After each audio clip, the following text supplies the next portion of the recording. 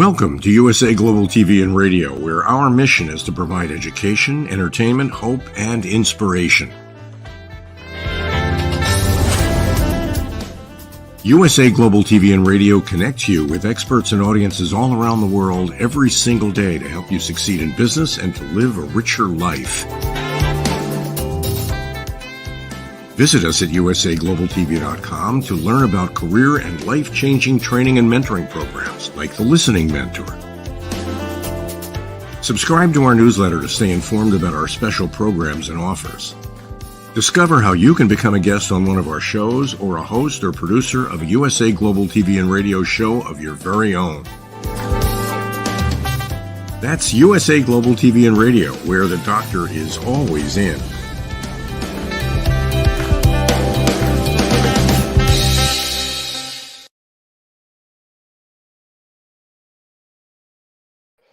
Good morning, good afternoon, good evening, and welcome home to USA Global TV and Radio. I'm Dr. JACALYN KERBECK, and our show today is the power of etiquette and manners.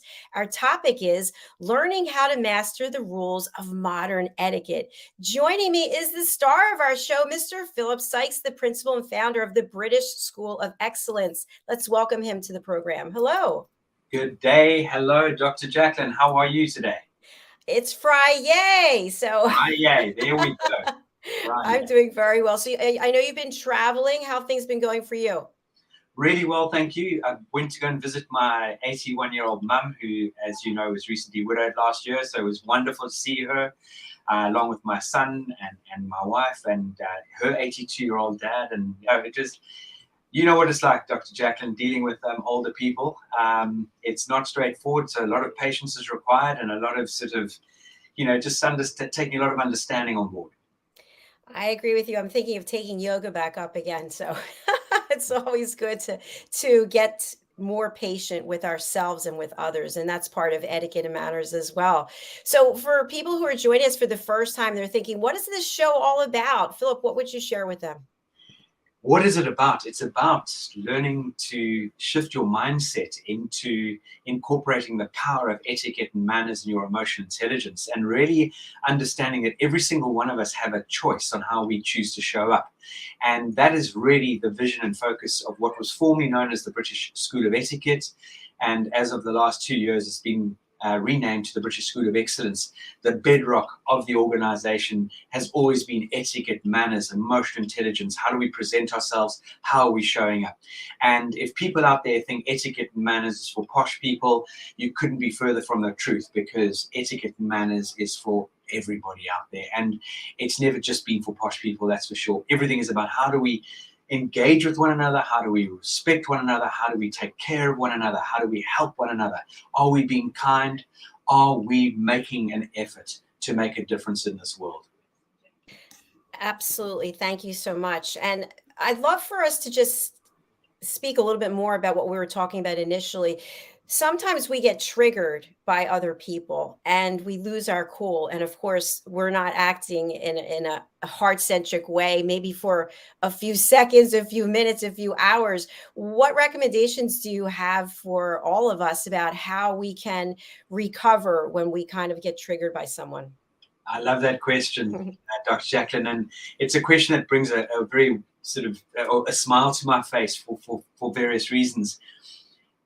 And whether we like it or not, the brain, as in our beautiful minds, and our tongue do not work well together.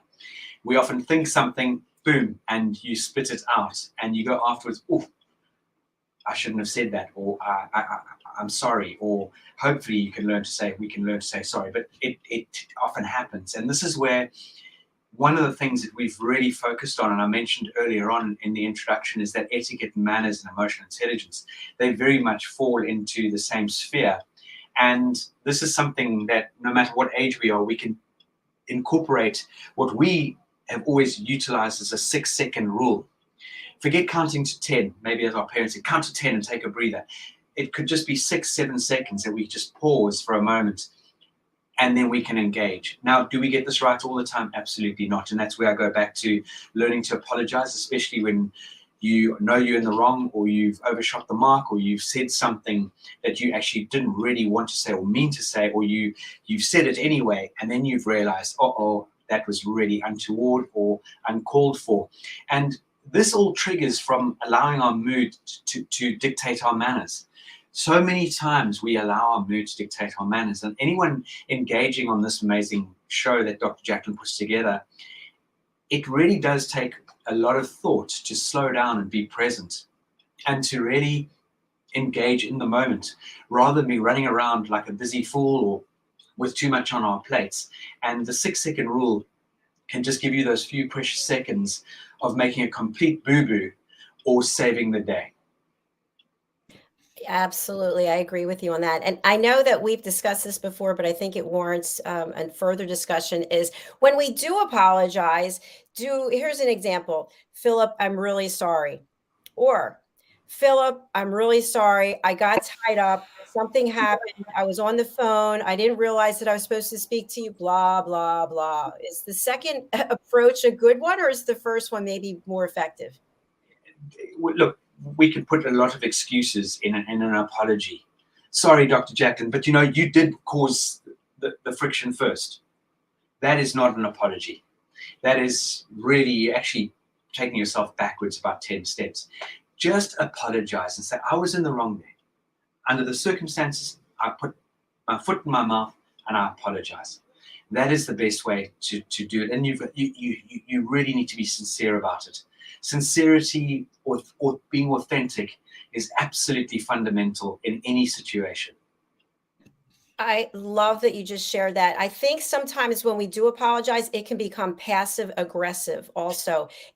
You're saying you're sorry, but then you're putting it back on the other person. And then you're going round and round, and it's really not an apology. No, it's definitely not an apology. You're actually making an excuse for the way you behaved, really, at the end of the day. And it's that double-edged sword. And then the other person doesn't feel like they've been apologized to, and you're back at, actually, I think you're not even back at square one. As I said earlier, you've taken a few steps back. And I think when we're talking about the power of etiquette and manners, the power of listening is extremely important. And we've discussed how if our politicians, if people in leadership were actually listening to what their audience was saying to the people who are looking up to them, it might be a very different world. Oh, completely, 100%. And as you know, Dr. JACALYN, you very kindly produced the show for us this last Wednesday on our Live, Learn, Teach, Inspire with Dr. Justina Mutale, an amazing past delegate trainer student who is a huge ambassador on a global platform, a global level. And she really brought this home on Wednesday evening. It was Wednesday evening UK time, about how important it is that we do take these sort of things on board, and the onus really falls on our shoulders to really listen and to understand the importance of what people are sharing with us, and then to take that on board and to give it some thought, give it some time, and then implement it. So many of us out there, for various reasons, and some of them are very obvious reasons, the digital world has sped up exponentially. So we are in the fourth industrial revolution, and it really has caused a huge amount of disruption to our lives because we have become so busy, and in a lot of the time we've become busy fools. And funny enough, I was sent some statistics recently about where we are in the world today, how ADHD is up X%. And we're not just talking 5 or 10 or 15%, we're talking into the hundreds of percent. Sort of learning difficulties are up X%.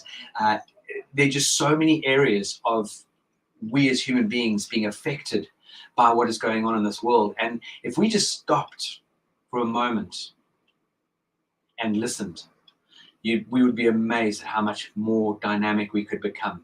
But it's an art. It's something one can learn. We're not all good listeners. Human beings, I don't believe, are good listeners. And something else I completely agree with you. It is I know this happens to me, is that I feel like I need to get back to people right away. And I've been called out on this a few times that, oh, maybe you should have thought about it before you responded.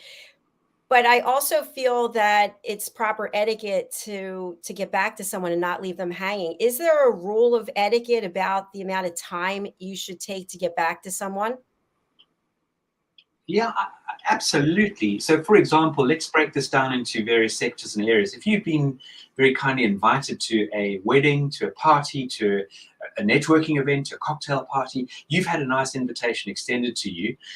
You ought to, and depending on the date, hopefully you've been given forewarning. I think within a week you should get back to that person, as long as it's not tomorrow that you've been invited on the spur of the moment. But let's say hypothetically, Dr. Jacalyn, you're invited on the 1st of July to X, Y, and Z function. Within a week, it would be the right thing to get back to the person and at least give them a heads up. I'm not sure at this stage, however, may I engage with you at the end of April and let you know if I can make it or not? Then that's great communication. When it comes to what I think you're very much referring to, Dr. Jacalyn, is we do need to sometimes pause and look at the relevance of, let's say, the message, the relevance of the call where the message was left, or the email that was sent. Give it a moment and ask yourself, is this paramount that I get back to that individual right now? Because again, we are all struggling for time, and we all get given the same amount of time every single day, whether we like it or not. So it's about finding that balance and weighing up, do I necessarily need to get back that person ASAP, or could I pause and think on this and maybe tomorrow would be appropriate? So for example, an email that's not overly important, one could always respond a day later or something along those lines. But if an email is important and that person's expecting a response, then I would action it accordingly, but I would definitely give it some thought before responding or replying. Excellent. Thank you, Philip. And also, I think that we may not think something's important. Someone else may think it's very important. So sometimes we have to know our audience as well. Definitely. That's without a doubt. And again, we this WhatsApp, oh, they've read it, 2 ticks. Why is Dr. Jacalyn not getting back to me? She's read it, and you're pacing up and down. I've done that too. I saw she read it, he read it. Why aren't they getting back to me? But again, I think that the right sort of scenario on etiquette manners when it comes to messaging is it appropriate? So for example, let's say, Dr. Jacalyn, you sent me a message at midday UK time today, and I've had a busy sort of day, and I'm running around and I'm going to bed at, let's say, 10 a.m. UK time, I think, or let's say not 10 a.m. The following morning I wake up at 6 a.m. in the morning or 8 a.m. Wow, I didn't get back to Dr. Jacalyn yesterday. And I send you a message where you're 5 hours behind the UK. That wouldn't be appropriate, because you might, for crazy reasons, have your phone turned on and ping, all of a sudden you get woken up by a pinging noise. And I just think we need to be sensible and sensitive to time zones. And is it appropriate to send a specific message at that time? One of the ones that I love sharing, and for anyone out there who knows what that so-called hour in the day is, anyone who's got children, you know, that 6-7 o'clock scenario, and your mum phones you, or your mother-in-law phones you, or your father-in-law, that is not a good time to phone a young family. I know the phone is really there for the receiver's convenience, not the caller's, and we do need to be very much aware of when it is the right time to phone someone. Excellent point. Thank you. We do have a comment from one of our new fans who's joining us on a regular basis, Gaffa Brumley Precy. Thank you so much. Thanks for sharing this. Loving it. We're really happy to have you here.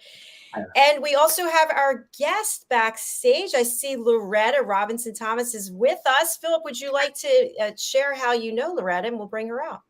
This is one very dynamic woman, all the way from the beautiful island of the Bahamas, Nassau, a very dynamic individual who is not only an academic, not only does she direct so many different businesses, she has a passion for engaging with people.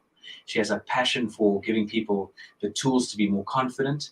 She's got this quintessential, beautiful tea room based on the island, Cafe Channing Noel, and I know it's in its infancy. We might even have an announcement today. I'm not sure. I'll leave that up to Loretta, but there's something that Loretta's been working on in the wings, which is very much focusing on a coaching environment and helping people grow and develop. So it's just an absolute joy, as always, to welcome Loretta Thomas. Hi, Loretta. Nice to see you. Good morning. It's morning here in the Bahamas, and it's probably afternoon where you are. And it's a pleasure to be with you always, always. Thank you for inviting me. Lovely to So see you. So lovely to see you, Loretta. How are you? I'm wonderful, thank you. Very busy, but looking forward to, yes, our announcement, which should be the opening of the Duchess Afternoon Tea and Dining Salon. And so we expect the Duchess, which is a quintessential British environment, executing the civility, glamour, elegance of a British tea room.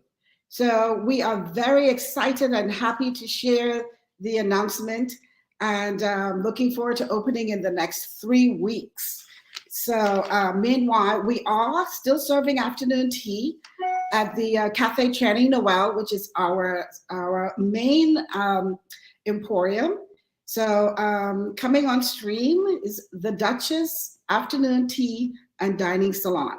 And of course, in both environments, we will be executing our the etiquette of kindness, which includes the etiquette of fine dining in a social and business environment. So I'm very excited to share my knowledge and expertise with, we have an audience that is anticipating this. And so we are really looking forward to just executing it, inspiring people, motivating people, and just helping them also to be the best version of themselves, whether it is in a social environment or a professional environment, or simply, but which is very important, interacting with their families and friends. Congratulations. That is super exciting. Thank you. Loretta, when did you realize you had this passion to give back and to provide places where people can come together and just enjoy life? You know, Dr. JACALYN, I think I was about 9 years old when, you know, going home after school was such a safe, beautiful, and welcoming environment. And we always served tea at home. I'm in the Bahamas, which is a part of the Commonwealth. And I come from a family that love all things British. And my mother absolutely adored the late Her Majesty. So I grew up in an environment where if you did well in school, you got a cup of tea and beautiful sandwiches. You came home with a tummy ache, you got a pot of tea, beautiful sandwiches and pastry. So it was always something delicate and beautiful waiting for us at home. And I began to bring my friends home from school. And in doing so, they also received an appreciation for the etiquette and dining and just having afternoon tea. And that became even more evident to me when several years ago when I opened the Cafe Channing Noel and Patisserie, and a young lady commented on Facebook. And she said, I came home with you after school one day. We were 9 years old, and I'll never forget having tea at your home in beautiful china, and your mother made the most beautiful sandwiches, cookies, and cakes. She said, so I'm not surprised that you've taken this and created a business enterprise out of it. So that's when I realized that, you know, all the way back from the age of 9, that I knew this would be a part of my life in some way. A great story. Thank you. Thank you. Just lovely. Just the fact that everyone must understand how important vision is and how important influence is. And that is really what this is about. Let's take this back to grassroots, because everything should really fall on, again, our parents guiding us and steering us. But we've lost that in many families in many countries. We've lost this because people have become so busy that the children are being brought up by an amazing nanny or someone, or that we expect schools to help raise our children. And really, at the end of the day, at 9 years old, understanding that importance of just having tea together as a family, the fact that someone remembered that and being such a fond memory.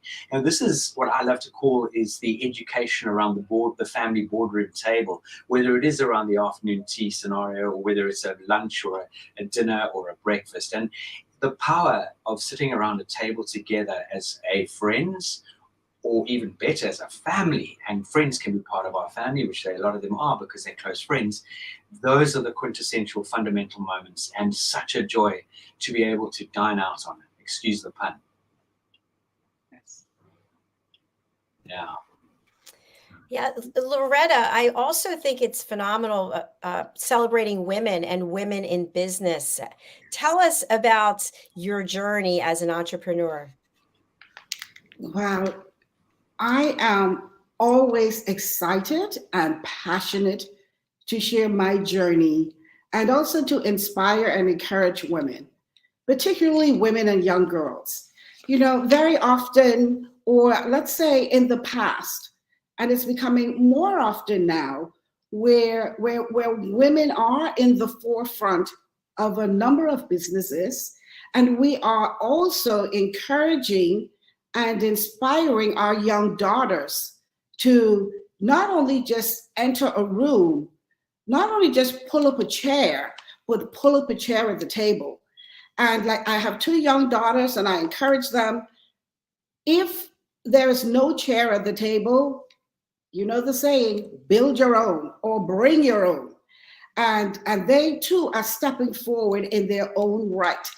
Now, being in an environment where we get a lot of women come into my establishment because it's beautiful, it's comfortable, and it's a place that makes you feel inspired. And women always ask me the question, how did you come up with this idea? How did you know that it would work?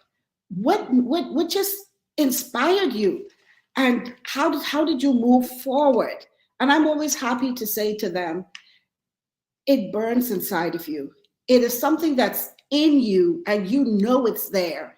It's just bursting to come out, and you just need to hone in on it, focus on it.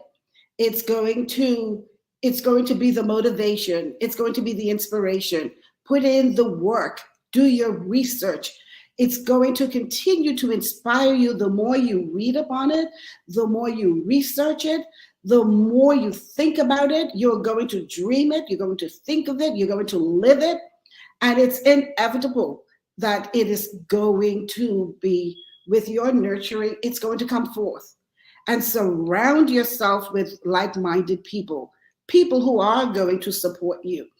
Beware of the naysayers. Their role is to discourage you, but they too have their place. And their place is to help inspire you to success. And so I'm always happy when women ask me the questions, and when they sit and they listen, and they write to me, and they come back again and again, and they say, I'm doing this, and I need a little more help, or I need a little more inspiration or confidence. And I'm happy to steer them in the right direction. There's room for all of us. And I'd like to tell you a little story. During the pandemic, a couple came into my cafe, which was only takeout at the time, but they would stand at the door, stand outside, and we would always have conversations as to how this business came about. So therefore, we never closed during the pandemic. We were able to do that outdoor seating, outdoor dining, and takeout. And the lady, she was laid off from her work, or furloughed from her job. Her husband also lost his job, and he was the pastor of a church in the inner city, which most people would refer to as a not so pleasant environment. But he was the pastor of that church, and together they decided, we are going to serve coffee and tea and make tuna sandwiches and help to build our congregation, as well as gather funds to expand the church. And I listened to them day after day as they came and purchased coffee. And one day I said to her, well, it's okay for me to say it right now, but one day I said to her, I would like to help you build a cafe for your church, but you cannot share this with anyone. I'm going to give you all the tools, the knowledge, the manual, and I'm going to gift you a $20,000 espresso machine, but you also cannot share that with anyone. So they eventually opened this little cafe. And for months, she would be interviewed on television talking about having the first little cafe in the inner city. And she said, I am so itching to tell you how we got started, but if I tell you the lady who got us started is going to be upset. And after about 5 television interviews, she said, I just can't help it. I have to tell you. It's Cafe Channing Noel that got us started. They gave us not only did they give us the manual, they walked us through it, they gave us the machines, they inspired us, they lifted us along the way, and now here we are with the first cafe in the inner city, competing with a big brand further out, but still a cafe in the inner city. And today, I'm just so happy to know that that cafe has expanded. It's doing extremely well. It's in an unconventional area, but the people in the community love it. The church members, they love it and support it. And I'm happy to have inspired that woman to go out and just enter a business enterprise that we know to be unconventional for women, but today, we are revolutionizing what it is for women to be in business and to add our glamour, our flair, our intelligence, and our creativity to it. So I'm inspired every day. Absolutely brilliant. You also inspired me and our fan, Gaffa. I appreciate you, Loretta. I needed this piece of empowerment today. Your energy is so inspiring. Thank you. Boom. Love it. Gee, Thank you. that is just extraordinary. Wonderful. And every single one of us have that in us to be able to light the fire for someone else. It's not about us at the end of the day. It's how can we go out there and do something amazing for other people. And I wish the world would understand the power behind that. I have a question for the two of you as we are talking about women in business and we're talking about the cafe and hospitality. Dealing with the public is very difficult. It can be challenging. And then, of course, when you're serving people and you've got timestamps that you have to meet and quality levels that you have to hit, how do you keep that elegance and that etiquette and manners when there's so much pressure to deliver and the public has such high expectations? That is so true. High expectations. And, I find the moment our guests, and I prefer to call them our guests instead of customers, our guests walk into the room, the expectation is elevated. They look at the environment, the music is a part of it, the decor, the seating, everything. So immediately their chest is lifted, head goes higher, and therefore the expectation is lifted. And I think once we are authentic in what we're doing, and of course, always humility and the whole idea of service. That's what we are. We are in the service industry. We're in the hospitality industry. We're here to uplift and improve your day. We're here to make your dining experience, whether it's a cup of coffee, we're here to make it memorable, satisfying, and memorable. And sometimes you come across a guest who's impatient because they just have to go right now. I need it right now, this minute. Can I have a charcuterie board? And I need it right now. And sometimes you just have to explain in a very kind and calm manner.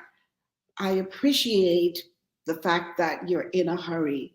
However, there are several other persons ahead of you, but we are going to do our best to expedite your order. And may I offer you a glass of sparkling water while you wait? And people just want to be acknowledged and acknowledged in a kind way. And they want to know that you understand them, you appreciate their time is important, and that you have an understanding that, yes, there are other people ahead, and you are going to pay special attention to them. Meanwhile, you're giving everyone that special attention. You're making everyone feel appreciated. That is so important. I love the way you describe that. That is outstanding. And for people who don't know, where is the cafe located if they want to come by? Yes. So we are in Nassau, Bahamas, the capital city of Nassau, located in the western area. We are 7 minutes away from Lynden Pindling International Airport. And we're nestled in an affluent area, but we're welcoming to everyone. So it's Cafe Channing Noel, located at Caves Village Corporate Center. And we're in Nassau, the capital city of the Bahamas. Thank you very much. Philip, would you like to comment at all about hospitality matters, etiquette, pressure? You're on mute, though. Is that Philip? Yeah, Loretta summed it up so beautifully, in the sense you really do have to be like that beautiful, elegant swan that's floating. Yes. Be it on a lake, be it on a river. And those little legs might be absolutely going completely bonkers underneath your persona, but you've got to somehow maintain a really, really dynamic mindset. Yes. You've got to find some mindset resets, because even if it's going into the back storeroom and doing a power pose, taking a deep breath, and going out there with your new sort of zone and acting abilities and skills, it's about doing an amazing performance. And it's every single person is your guest. Every single person is an individual. Every single person needs to be treated the way they would like to be treated, not the way you want to treat them, the way they would like to be treated. In other words, just listening to Loretta's elegant language skills there. May I offer you a glass of sparkling water while we get on top of things? Or may I suggest A, B, C? Or may I offer you whatever those things are that we bring into play? Think about elegant language. So, for example, and Loretta and I chuckle at this, someone says, may I have a beautiful custard tart? No problem at all. Sure. Well, it wasn't a problem in the first place. So we've really got to think about the words we are using. That would be an absolute joy. I tell you, that cream caramel tart is just decadent. It's going to melt in your mouth. I'll get it right away for you and move toward and have action. So everything in any industry, it's not just in beautiful Cafe Channing Noel or any of these gorgeous eateries or coffee shops or restaurants or hotels. It's in every business. We've really got to think about the elegance and how we serve and how we really engage and how do we make people feel. Absolutely.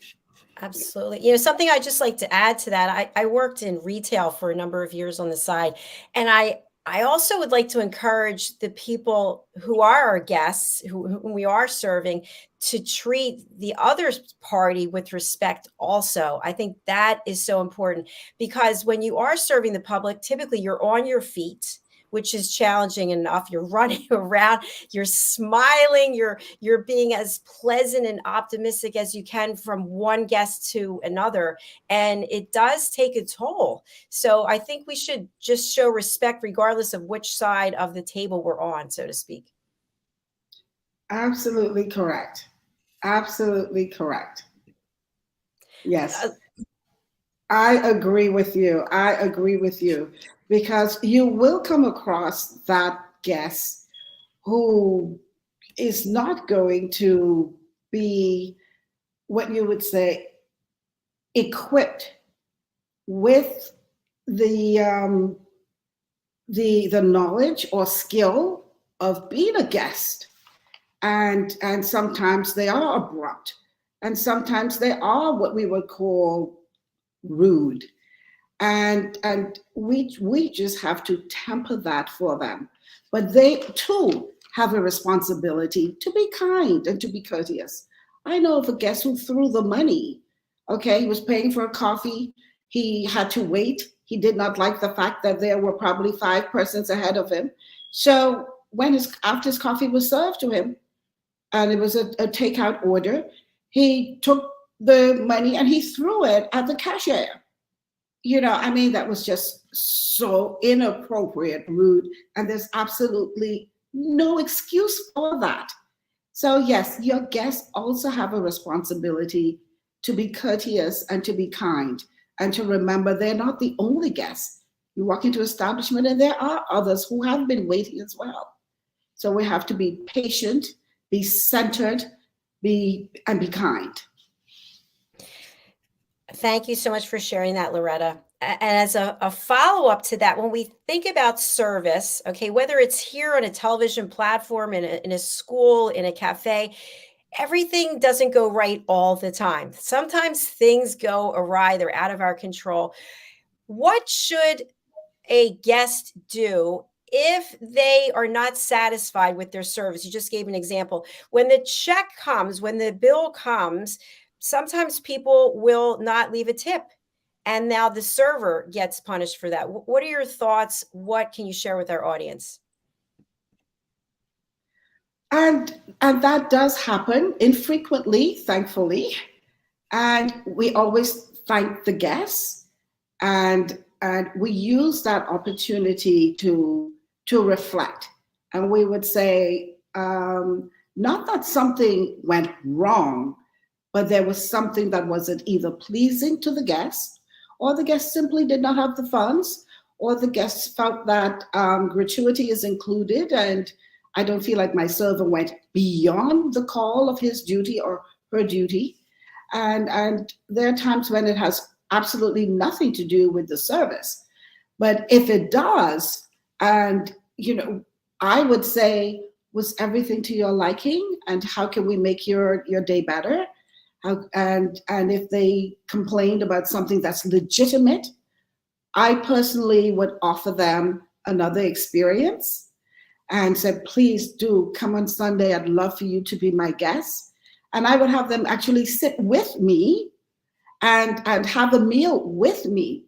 And I've actually cultivated a number of friendships based on that, where someone was not happy with the service. And they are now some of the best guests that we have, because we've had that opportunity to sit together, have the meal, and it's a one-on-one, and they realize that which transpired is not how we operate on a regular basis, and that how you feel matters to us. And we've been able to turn that around just by doing that. Loretta, I love your word choice. I love how you described it as an experience. I love how you turned it around and made it welcoming for someone to actually get to know you and have another opportunity. That is a very smart business person right there. Hugely smart. And it is, again, as people who are brave enough to go into any business on their own, anyone, it's not an easy thing to do. It takes courage. It takes a huge amount of commitment in everything, sacrifices. And there's always that wonderful example of the iceberg that is floating in the ocean. And someone sees the tip of the iceberg, and they see Cafe Channing Noel, and they see, various bits and pieces going around the island that the Thomas family have incorporated.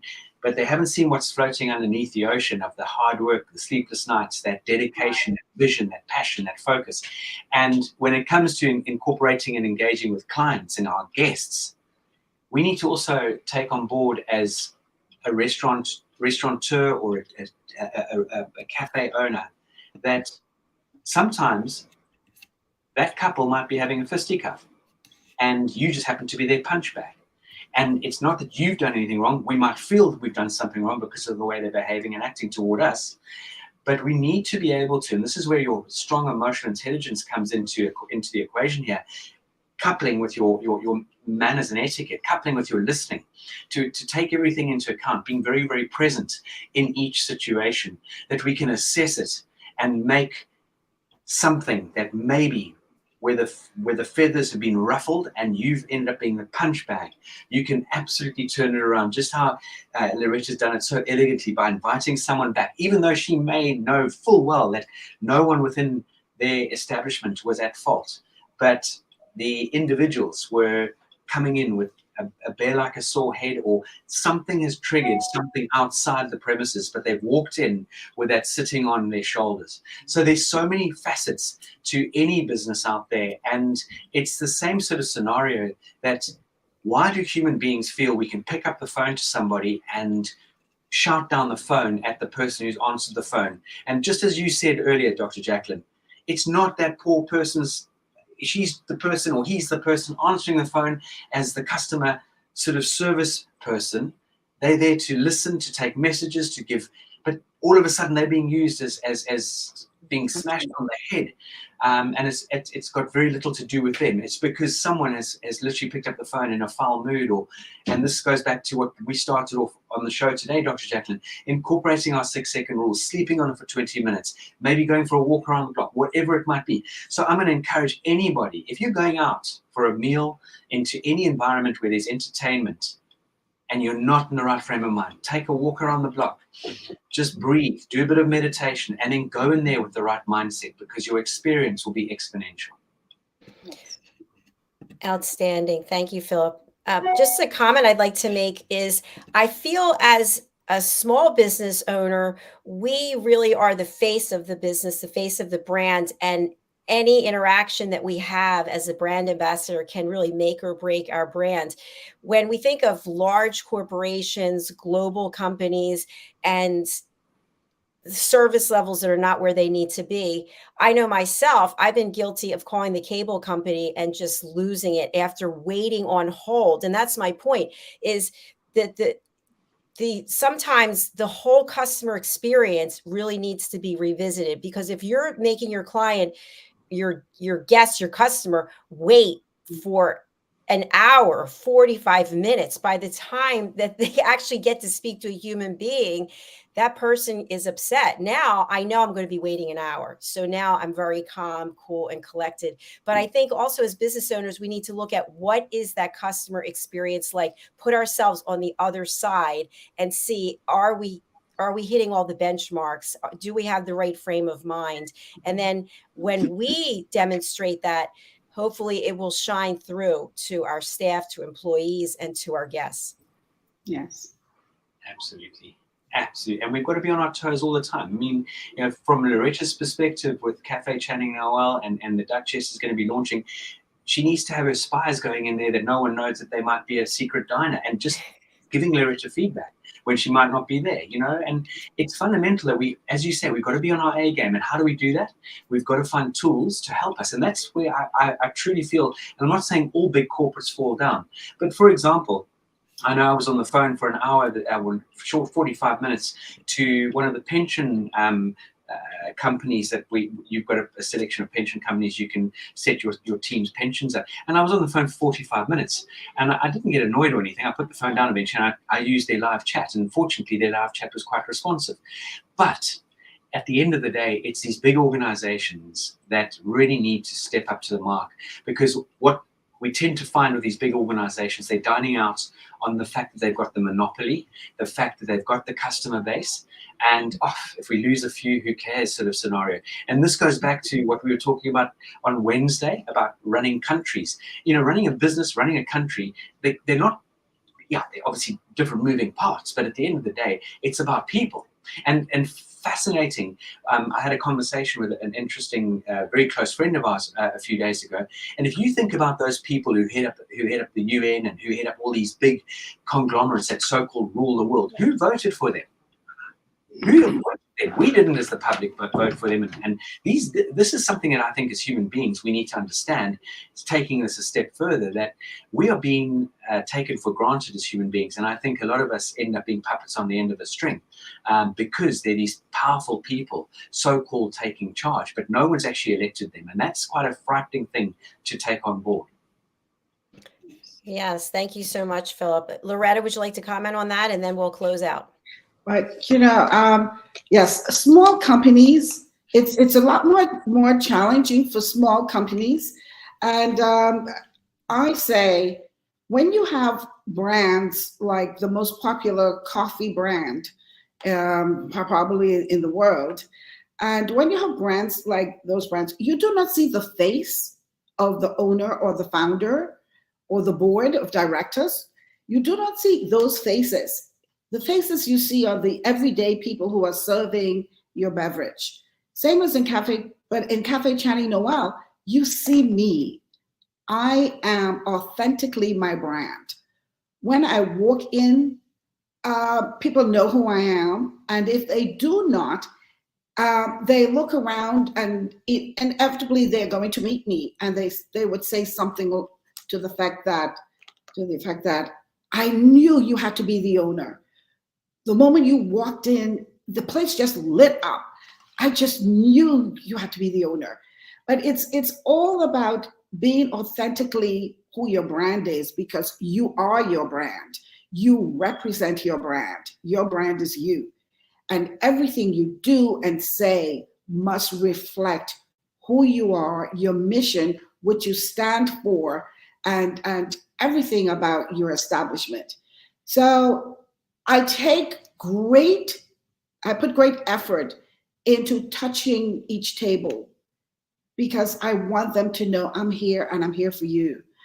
I don't ever want to lose a client or a guest or a customer, but so far, even if we have had an unhappy customer or guest, they have come back and they've said, "You've made me feel so special.